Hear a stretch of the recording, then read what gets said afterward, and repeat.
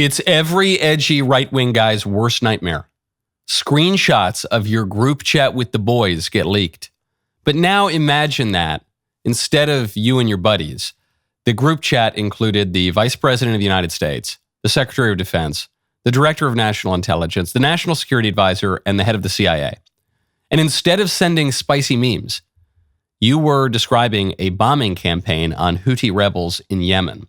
And instead of the group chat getting leaked to your girlfriend or your mom or something, it was leaked to the editor of one of the most liberal magazines in the country. That is where the Trump administration is right now. We will separate fact and fiction. I'm Michael Knowles. This is The Michael Knowles Show.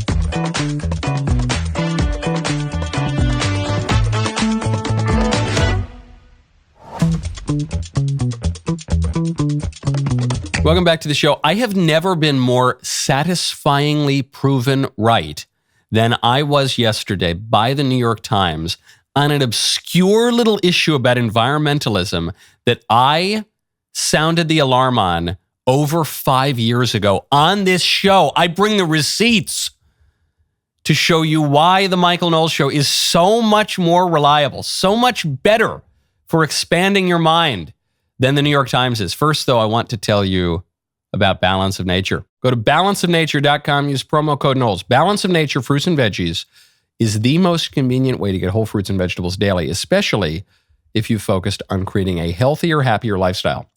Nature is pretty good at giving us the nutrients we need through our fruits and vegetables. So, Balance of Nature takes fruits and vegetables, freeze dries them, turns them into a powder, then puts them into a capsule.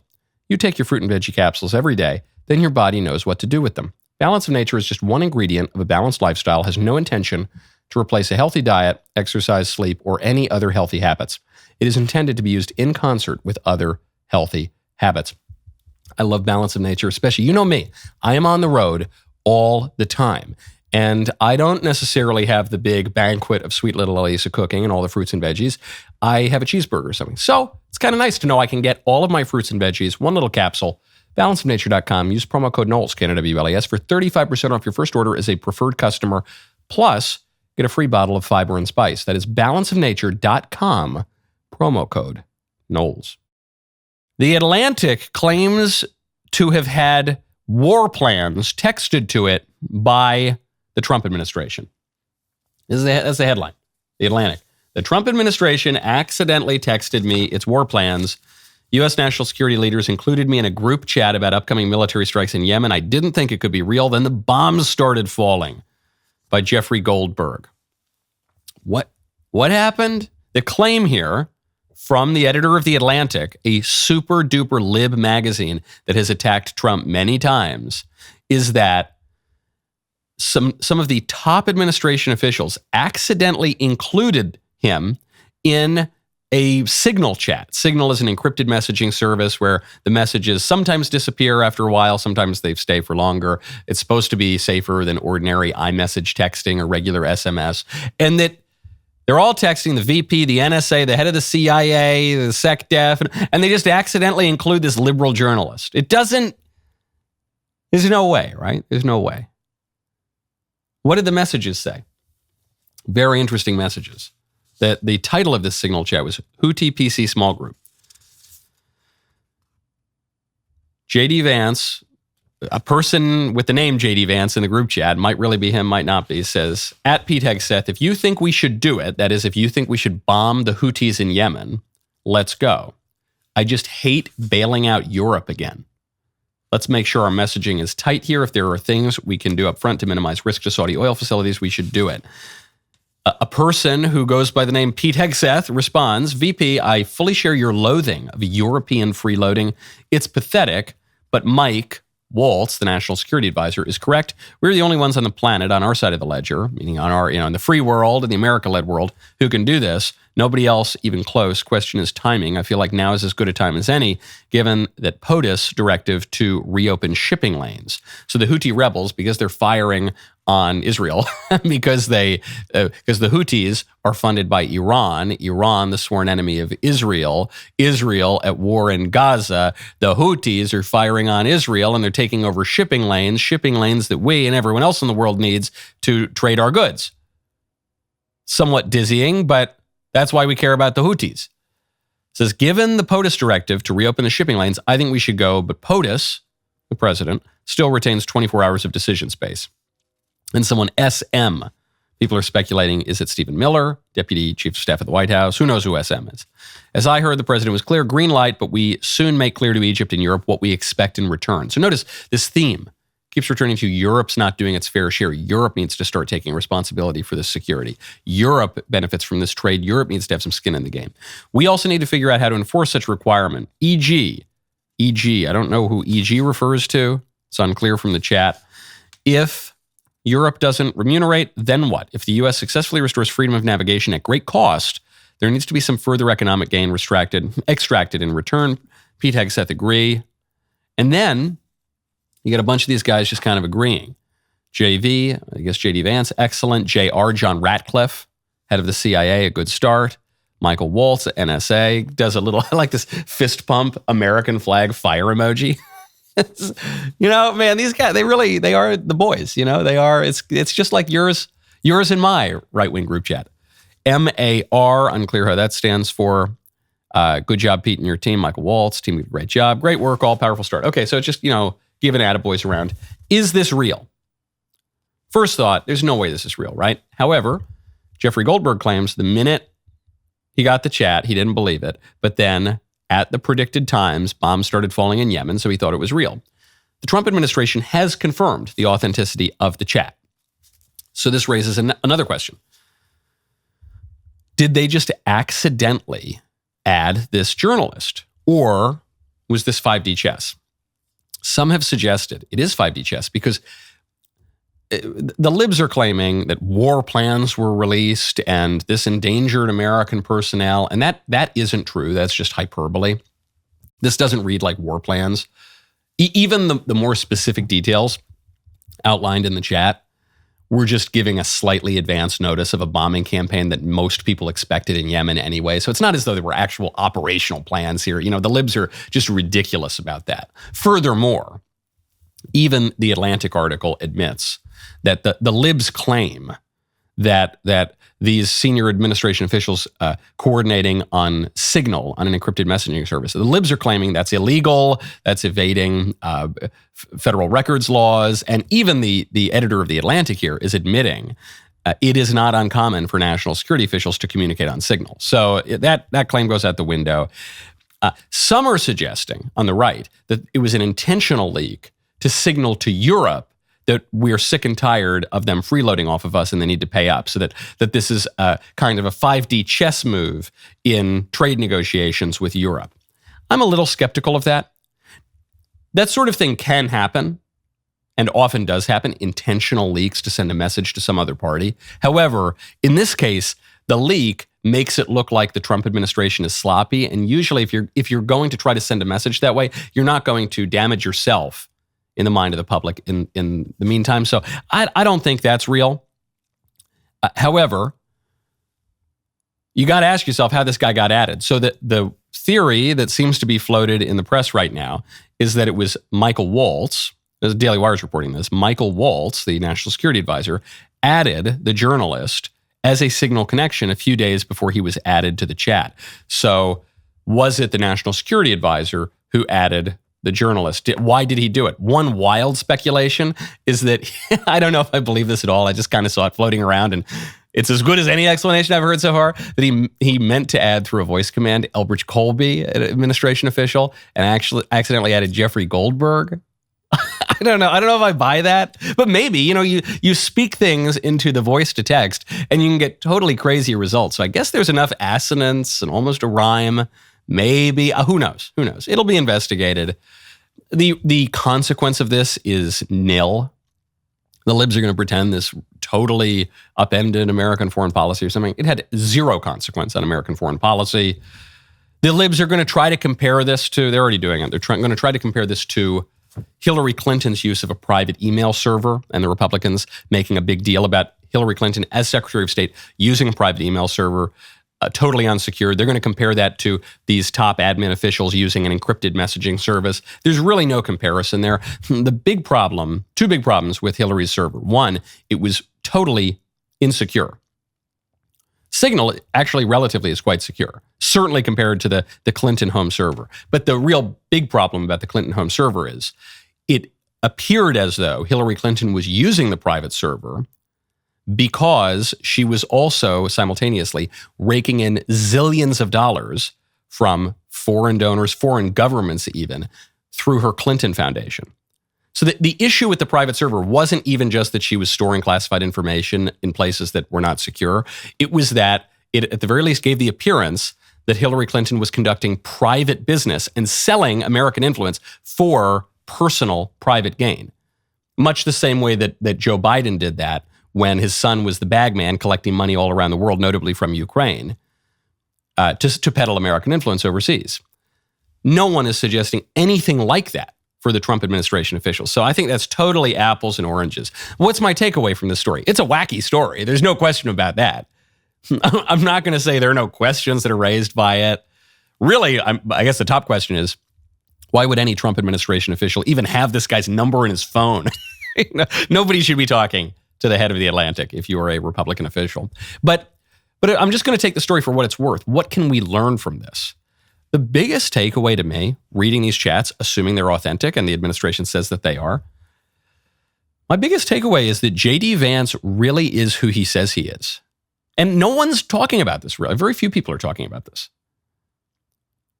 That's my big takeaway. My big takeaway is Mike Waltz, the national security advisor, is a little more hawkish on foreign policy, a little more interventionist. That we all expected. Pete Hegseth is willing to hear both sides, seems fairly open-minded on the use of military force, but leaned in the direction of intervening here in Yemen.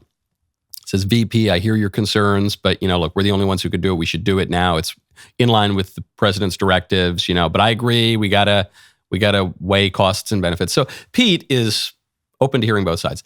And J.D. Vance does not want America to get involved militarily all over the world, which is how he's campaigned for vice president. That's how he writes now. It's how he talks. It's how he campaigned for Senate. He really is that guy. Some people say because J.D. Vance has had a big transformation, he used to be liberal politically, now he's quite conservative. He's kind of on the bleeding edge avant-garde of mainstream conservatism. Some people have questioned the solidity of his views. Let's say if you're actually looking into his private group chat when the rubber meets the road and there's a major foreign policy question in a really hot part of the world, J.D. Vance is sticking to his guns, which I think is where the avant-garde of the MAGA movement is. My biggest takeaway really has very little to do with foreign policy or the operations of the Trump administration. Really, the biggest takeaway for me is J.D. Vance is fully the MAGA guy. He is at the bleeding edge of the Trump movement, and he is setting himself up to be President Trump's successor in 2028. And it doesn't seem deceitful. He really appears to be that guy. Now, I want to talk to you about something that conservatives love. Gold. I want to tell you about Birch Gold. Text Knowles to 989898. In these uncertain economic times with tariff tensions, recession worries, and stubborn inflation, it is no surprise gold prices keep breaking records. Rather than watching from the sidelines during market volatility, consider taking proactive steps to protect your savings. That is why many Americans are connecting with Birch Gold Group. They've helped thousands of people convert existing retirement accounts into physical gold IRAs. Wondering if gold might be a smart hedge against inflation and economic uncertainty for you? To learn more about owning physical gold in a tax-advantaged account, text Knowles, K-N-W-L-E-S, to 989898. Birch Gold will send you a free info kit with no obligation. Their A+ rating from the Better Business Bureau and countless 5-star reviews reflect why I recommend Birch Gold to help your savings through gold investments. I have a fair bit of gold in my portfolio, and I've been quite happy to have a lot of gold in my portfolio, especially over the last 6 months, a year, I don't know, heading into the future. Text Knowles to 989898 to connect with Birch Gold Group today. Also, really important, we've got gold. Now I want to talk to you about frankincense and myrrh with the Smells and Bells candle. Makes your home smell like a 12th century monastery. Go to thecandleclub.com/Michael. Get your Lenten candle right now. Speaking of foreign policy, another doozy coming out of the Trump administration. President Trump has suggested that the United States join the Commonwealth of Nations. What is the Commonwealth? The Commonwealth is the successor organization to the British Empire. When the British Empire fell apart, it transformed into the Commonwealth, which is this group of nations led by the King of England. Wait, what? Hold on. Didn't we fight a war in 1776? Didn't my ancestor Simon Knowles fight from Bunker Hill all the way to Yorktown, go up to Newburgh with General Washington? This man crossed the Delaware with Washington just so we could leave the British Empire. Why on earth would President Trump want to rejoin the successor organization? Well, this is just being reported according to the Daily Mail, UK paper. King Charles is expected to offer the United States membership to become the 57th member of the Commonwealth. And Trump responded, I love King Charles, sounds good to me. This might be a little unpopular. I like the idea. I'm with Trump on this. I'm with Trump on a lot of things, but I'm really open to this idea. I think this is an issue that is going to be a great measure of the depth of a person's conservatism. How conservative are you? Are you conservative by 2012 standards? Yeah, that's a lot of conservatives these days. Are you conservative by 1960 standards? How about by 1776 standards? How about by 1620 standards? How conservative are you, buddy? I often say I don't want to go back to 2012. I want to go back to 1220. Why would this be a good idea? Well, there's a lot of fake news about the Commonwealth. First of all, if you join the Commonwealth, that doesn't mean you have to acknowledge King Charles as your monarch, okay? America is not a monarchy. America is a republic. There are plenty of republics in the Commonwealth of Nations that have their own heads of state. President Trump ain't acknowledging anyone else as being above him as a head of state. So you don't have to do that. You don't have to start paying stamp taxes to the British or anything like that. It would be a symbolic gesture, but it would be a gesture to show that we have something in common with England. Because, to quote Antonin Scalia, he made this point, I played it on the show a couple of weeks ago. Antonin Scalia observed that our culture comes from English culture. He said, he's one of the most Italian-looking guys in the world, and yet when he would go to Italy, he did not feel at home. When he goes to England, he does feel at home because that's our culture. That's where we come from. Doesn't matter in America what you look like, where your family came from. If you have assimilated at all, you have assimilated into the Anglo-Saxon culture. And it shows that we're willing to take seriously the civilizational threats that we face because we recognize that modern liberalism is living on the fumes of a civilization. But because we cut ourselves off from our heritage, from our cultural inheritance, we're starting to fall. We're starting to crumble. Our institutions are starting to crumble. If we're going to make our country great again, we need to draw on the great well springs of our civilization, which did not pop out of the air in 1776 or even 1620. They go back further. They go back to our great heritage in, they go back to Magna Carta. They go back to the writings of Shakespeare. They go back to the Roman Empire, which was present in the UK. You can see the Roman Wall when you're in London. It goes back to just the great foundations of our civilization. And especially at a time when the liberals are trying to involve us in all these sorts of contrived, stupid modern institutions like the United Nations, get us to fund the whole European Union, all of this globalist left-wing nonsense. If we can show that we recognize that we're part of a broader civilization and we're going to lead that civilization and we're going to have a leadership role, but we don't want to be part of this modern globalism, I think one way to do that is to say, yes, we do have something in common with the Commonwealth nations. Yeah, we do have a shared heritage. We're going to keep leading. We're going to keep innovating. We're going to be strong. We're going to recognize we have that role. I've said for a long time, I don't think that Trump is really a hardcore nationalist. I think his political vision is an imperial political vision. But there's just two kinds of imperialism. There's the liberal globalist imperialism of the UN and the EU and the IMF and the WTO and the George Soroses of the world. And then there's the conservative imperial vision, which is manifest destiny, which is go west, young man, which is we will make America great and strong. And we're not going to be the world's police in every single corner of the world, but we're going to pursue our interests all over the globe. And we have many of them. That's Trump's vision. I don't think Trump himself is an isolationist. I don't think he wants to make America smaller. I don't think he wants to go back to a yeoman republic. I don't think that's him.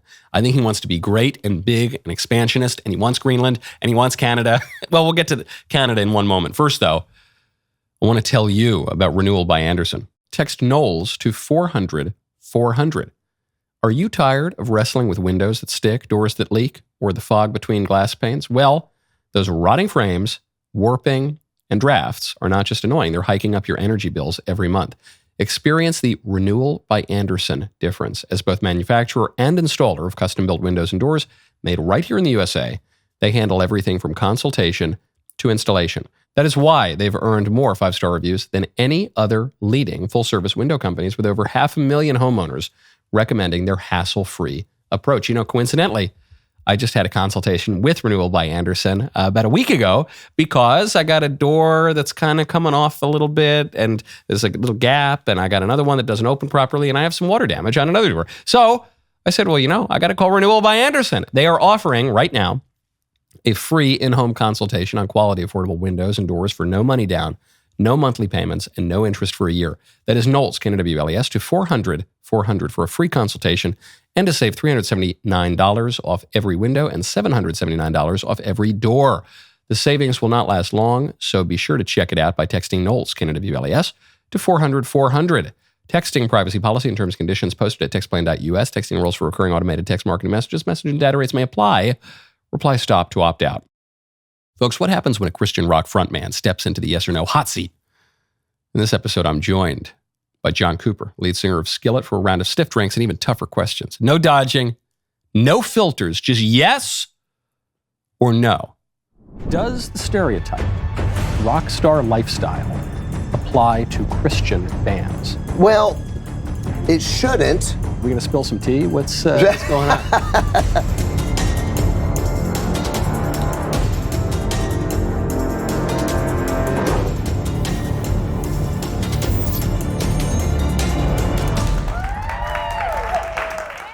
Watch a full episode now on the Michael Knowles YouTube channel. For the uncensored ad-free version, subscribe to DailyWire Plus.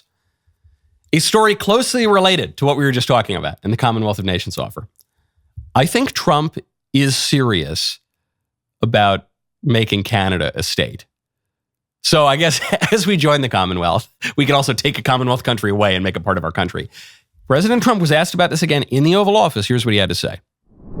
And remember, with Canada, we don't need their cars, we don't need their lumber, we don't need their energy, we don't need anything from Canada, and yet it costs us $200 billion a year in subsidy to keep Canada afloat.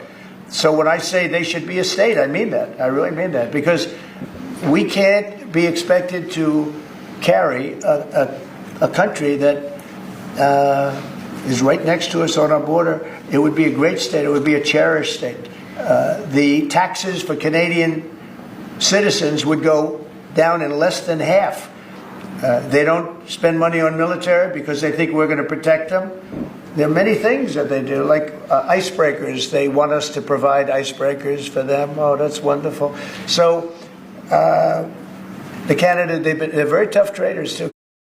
I think he's serious about it. I've talked to friends of mine who are very sharp thinkers who work in a variety of different fields. Not just politics, but finance, all over the place. I said, what do you make of all this Trump Canada talk?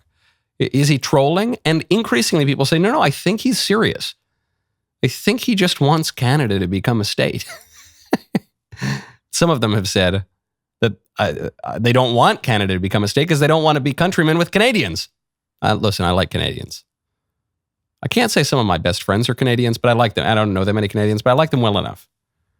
He seems serious. Further evidence that Trump's political vision is essentially imperial. And this is really profound because I have argued for a long time. I support nationalism. I say 2 cheers for nationalism, not 3 cheers, but 2 cheers for nationalism.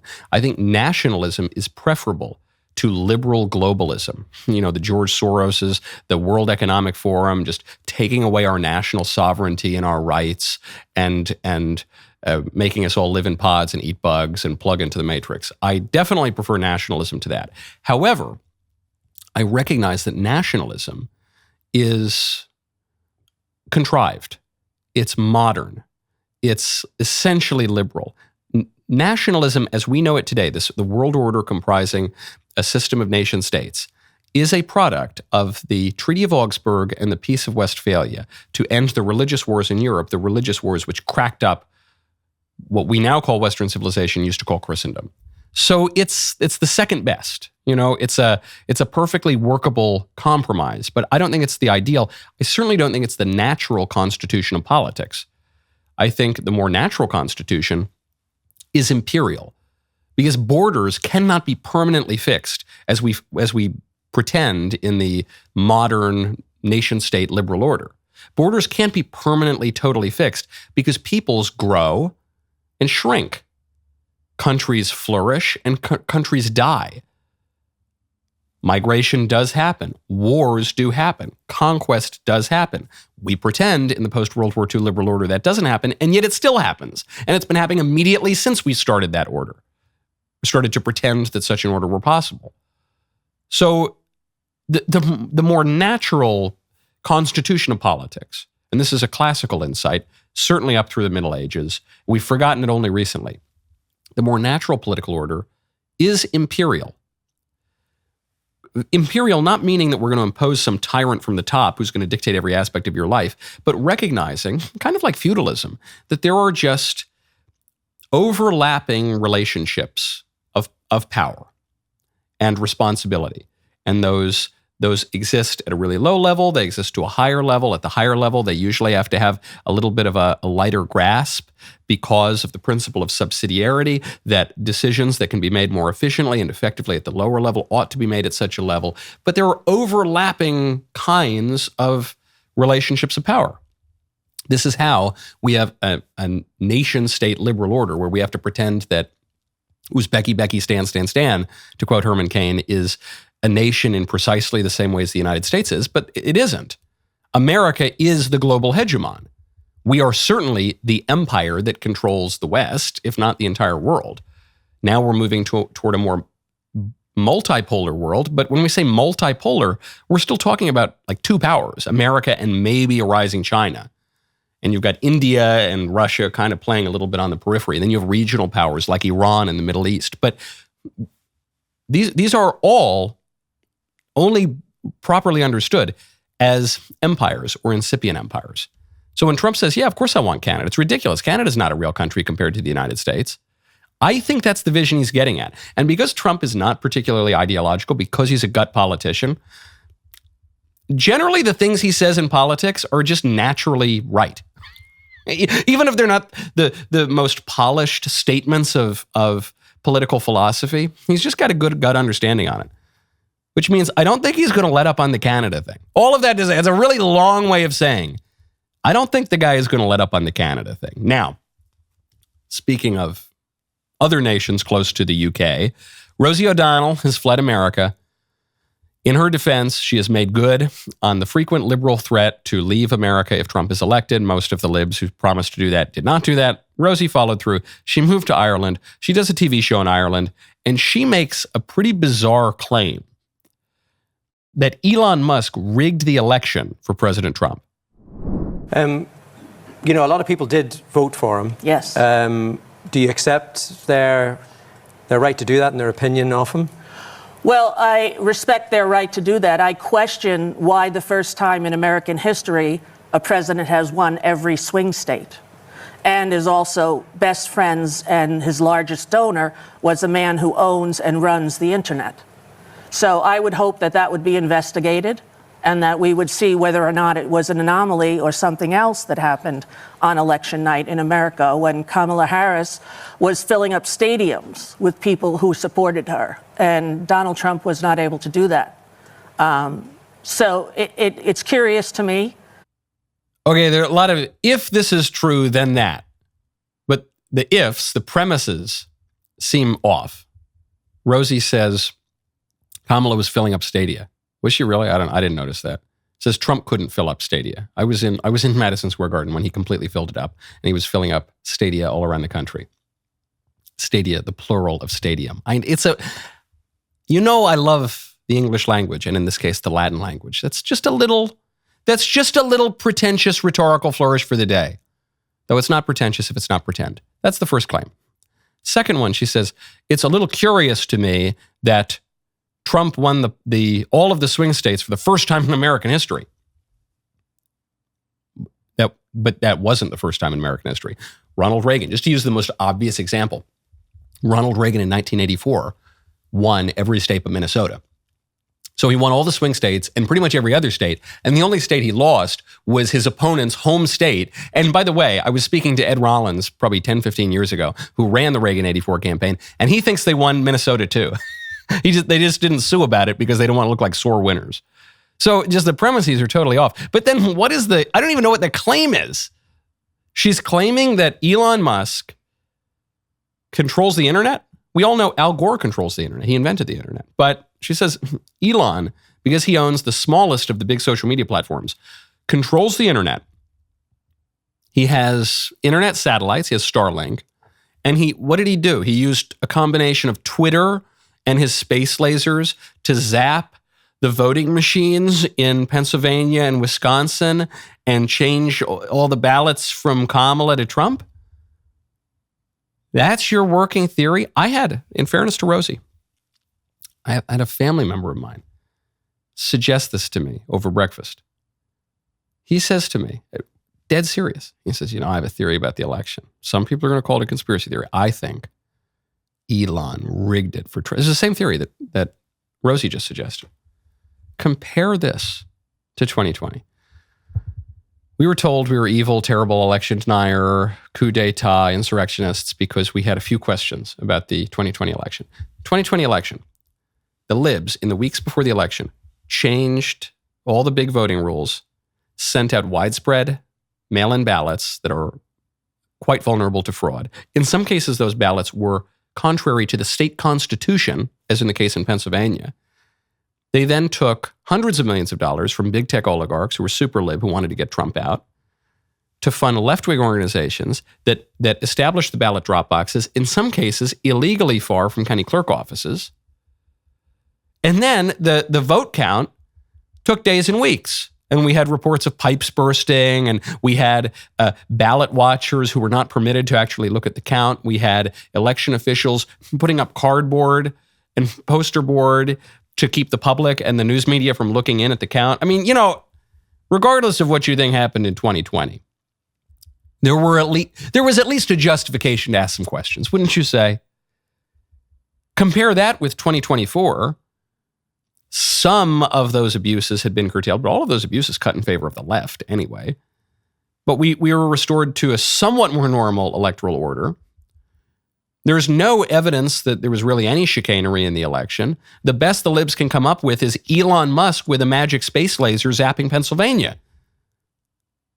And we hear boo about it. Pretty weak stuff from the libs. This, in fairness to Rosie, she is offering as plausible a view as to how Democrats lost as any of the Democrats. DEI, it's collapsing.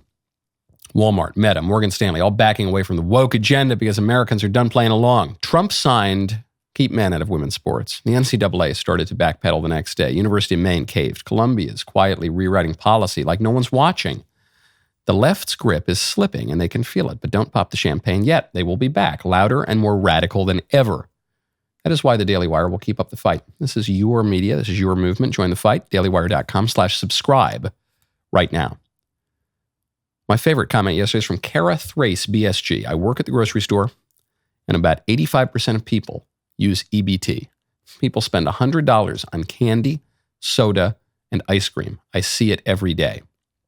That is not good.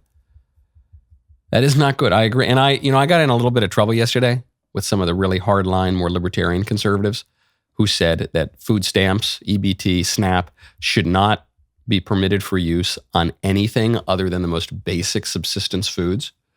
And I don't think that's totally fair. If someone on food stamps wants to buy their kid a candy every once in a while, I don't begrudge them that. But to the point on soda, soft drinks, which get, big soda gets like $5 billion a year on your dime because of welfare. I said, this really should not be permitted, no matter what the soda lobby was paying influencers to peddle out there. This should not be permitted, in part because it seems kind of frivolous. And if people are really that hard up, then, they should stick mostly to the essentials, but also because soda's not even really considered a luxury anymore. The elite people, the really fancy people who know about luxury, they don't drink soda anymore.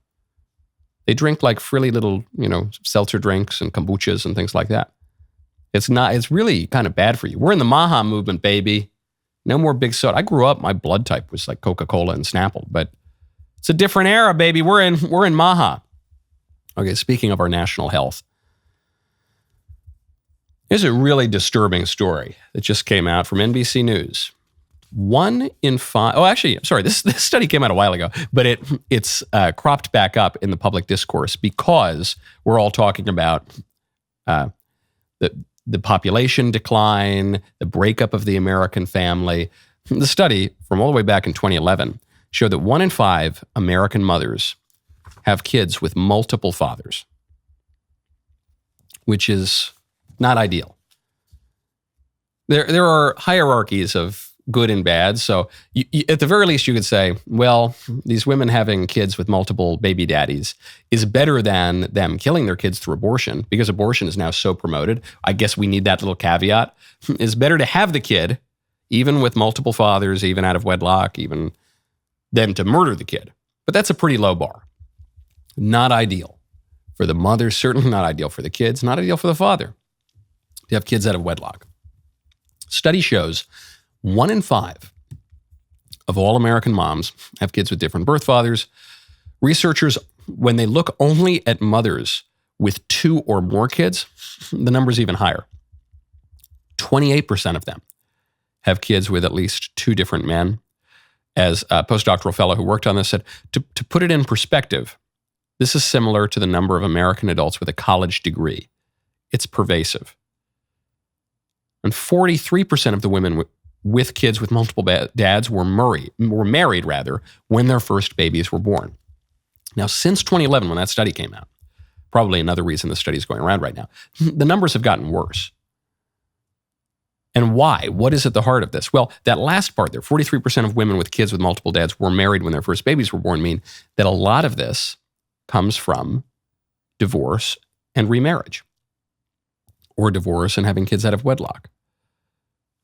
Meaning, if we did not have the liberal divorce regime that we've had since the 1960s and 70s, that really only solidified in recent years, New York, liberal New York, did not tolerate no-fault divorce, so-called no-fault divorce, which is an impossibility. Someone's at fault when you get divorced.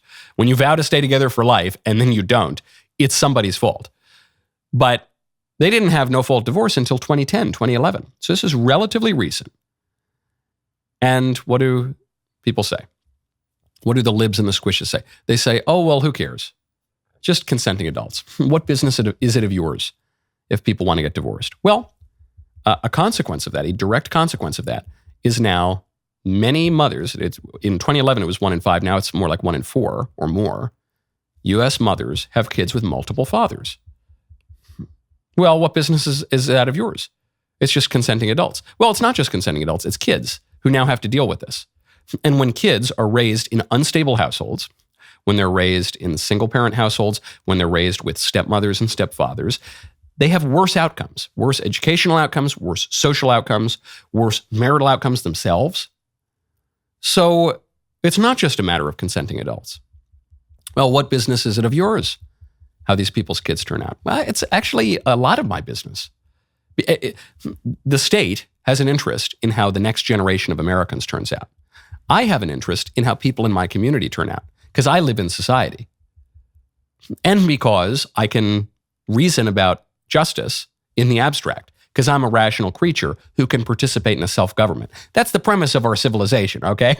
Or rather, that's the premise of our country and the premise of our society. So, what do we do about it? What's the answer here? The problem is only getting worse because it used to be that the elites in society, the people who got the fancy jobs and went to the fancy schools and bought the fancy house in the fancy neighborhood, that those people all got married and stayed married and had kids by one father and did all the things that are supposed to be model behavior. Even if they didn't talk that way, they might not preach what they practice. They might preach liberalism and free love and a bunch of nonsense, but they behaved in a rather bourgeois way, according to conventional morality. These kinds of issues, lots of kids by lots of different fathers, that was a lower class issue. Now, though, you're seeing this exact kind of behavior modeled by the upper classes. Lots of divorce, lots of kids by different fathers, you're seeing it at the highest echelons of society. So with no model whatsoever, the only point in having upper classes, every society has various classes, even the ones that pretend that they don't. The social good of having higher classes is, the social good of having an aristocracy even, aristo, meaning good, is that you have some good behavior to model yourself after.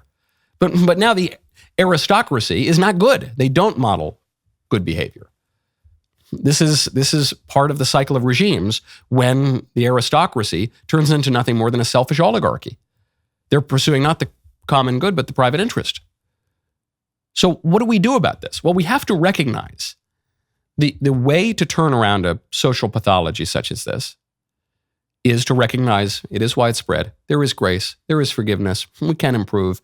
1 in 5, 1 in 4 U.S. women, okay, we're not going to throw them all into the outer darkness where there's wailing and gnashing of teeth. But the first step to fixing a problem is admitting that you have a problem. And you have to recognize this is not ideal. No one wants this, really. So what do? You have to tighten up the divorce laws. You have to change the way that we educate people about sex. No more of this free love. Everyone should just use a condom and go have promiscuous sex and explore yourself. You got to curtail that. You have to discourage promiscuous sex outside of marriage. You have to recognize that the moral foundation of your society has to be something other than the maximizing of individual autonomy, individual choice. There's got to be something better, some other good that we're aiming at. We have to reinstitute and re-inculcate the good of family. We need to know what a family is then. We need to recognize that a family requires a mommy and a daddy. That is to say, a man and a woman joined together for life for the purpose of the education and begetting of children, which means that family can't just be anything some liberal judge wants to redefine it as. We need to really get back to basics. Okay, now speaking of getting back to basics, this is such a great, I don't care. I'm going to go a little late today. I don't care. I have never been proven so beautifully, satisfyingly correct. The New York Times has a story out yesterday. What shopping bags should I use? All bags are not created equal when it comes to the environment, and paper might not be as green as you think.